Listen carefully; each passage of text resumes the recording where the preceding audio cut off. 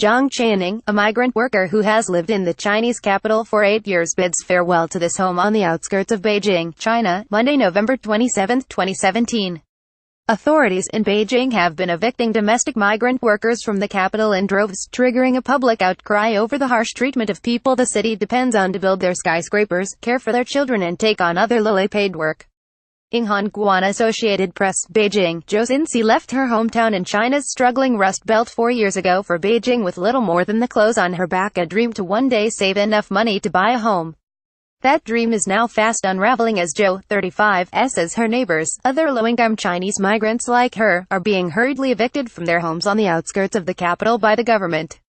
Authorities in Beijing have launched sweeping evictions of workers who have migrated from elsewhere in the country, triggering a public outcry over the treatment of people the city depends on to build skyscrapers, care for children and take on other lowly paid work. Zhou, whose husband is a factory worker in Beijing, knows their family will soon be next and wonders how they will stay in the city and keep their 9-year-old son safe and in school. They are chasing people away from apartments and smashing things.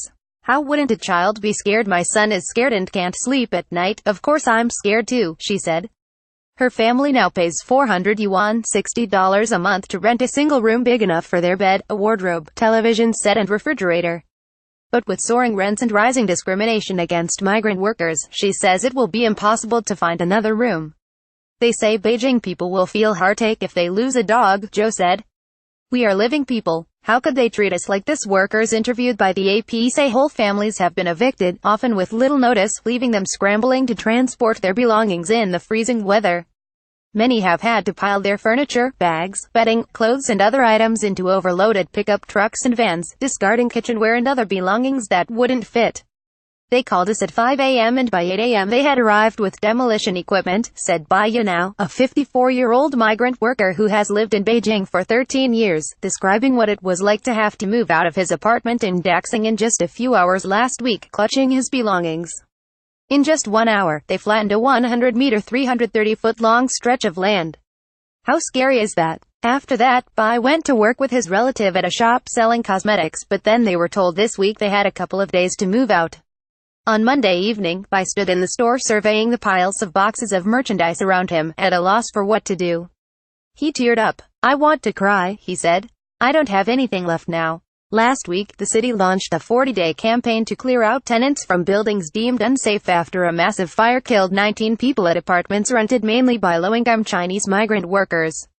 The eviction drive has been met with widespread anger and criticism, with people saying it has laid bare the stark inequality in China that prevents poor migrants who provide essential services in cities from enjoying the same status as the city's residents. Under China's much-criticized household registration, or hukou, system, Chinese migrant workers who can't obtain hukou in the cities they work in are often denied access to subsidized healthcare, education and social services.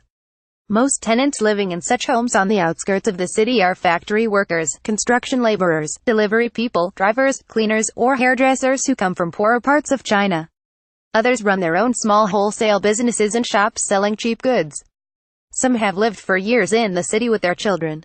Along the same street that Bai was on, the owner of a luggage store described a similar experience, saying officials came and told her family to leave within days before the area was to be sealed off and demolished. People have feelings. We cannot accept this, to be asked to leave suddenly, said the store owner, who gave only her surname, Yang. We've lived in Beijing for a long time and it's not about how much contribution we've made.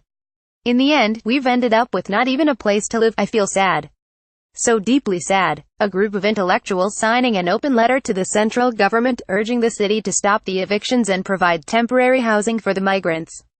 One of the signatories, independent political commentator Zhang Chaoning, said anger over the evictions showed that rapid economic growth has resulted in a massive accumulation of wealth and also rising inequality and a sense of unfairness.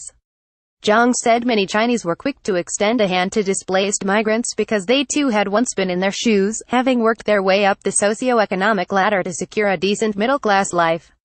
When they saw that the migrants had been evicted, they realized that similar tragedies could have happened to them, Zhang said. In the wake of the evictions, individuals and organizations have offered to help displaced migrants with free accommodation. Wang Qi, an employee of a real estate company in Langfang, a nearby city in Hebei province, said it would provide apartments as temporary homes for the migrant workers free of charge for up to 3 months. A posting describing the offer said priority would be given to the sick, elderly and pregnant. Our boss himself was once a migrant worker in Beijing, Wang said. But now that he has become wealthier, he wants to help out. The Beijing Work Safety Administration has denied that the campaign is aimed at driving out low-income migrants, saying it covers unsafe housing across the city. The November 18 fire in Daxing district that killed 19 people, including 8 children, was a very painful lesson for the government, and the cleanup campaign was aimed at not allowing such a tragedy to be repeated, a statement on the administration's website said. It acknowledged that the evictions have caused temporary difficulties to people who have had to leave at short notice, and it pledged to fix such problems. The Beijing city government said last year it plans to cap the city's population at 23 million by 2020 and cut by 15% the number of people in 6 main districts.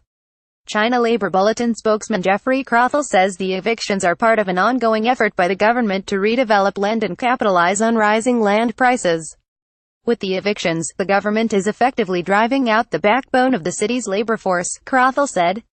Beijing needs migrant workers to do all the low-cost efficient service jobs that middle-class Beijingers depend upon, said Crothall. But if you push them out of the city altogether, then there is going to be no one to do those jobs, Lu reported from Hong Kong. Associated Press researchers Yu Bing and Shanshan Wang contributed to this report. Copyright 2017 The Associated Press.